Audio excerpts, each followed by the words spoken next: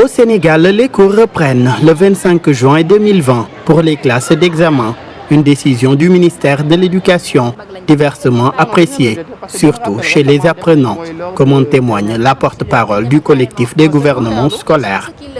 On a demandé à tous les présidents des gouvernements scolaires de se réunir, de discuter qu'est-ce qu'ils pensent de cette reprise, précipitée encore une fois, parce que les réalités ne sont pas les mêmes.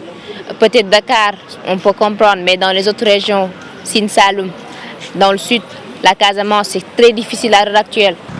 Les enseignants, pour leur part, parlent d'une attitude cavalière de la tutelle. Ces derniers dénoncent ce qu'ils appellent la décision jugée unilatérale du ministre de l'Éducation.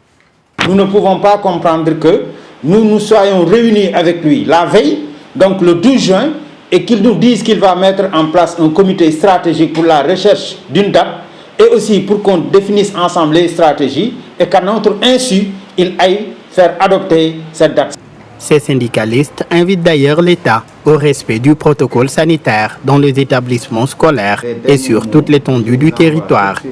Ce qu'on demande à l'employeur, c'est de, conformément aux dispositions de la Convention 155 de l'OIT, d'assurer la protection des travailleurs que nous sommes.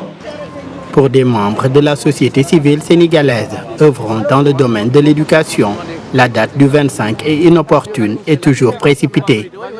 C'est discriminatoire parce qu'on n'a aucune raison de prendre un niveau, par exemple l'élémentaire, et d'en prendre une seule classe et de dire qu'on va compléter sa formation pour qu'on puisse faire l'examen. Comme si le système éducatif se réduit en classe d'examen.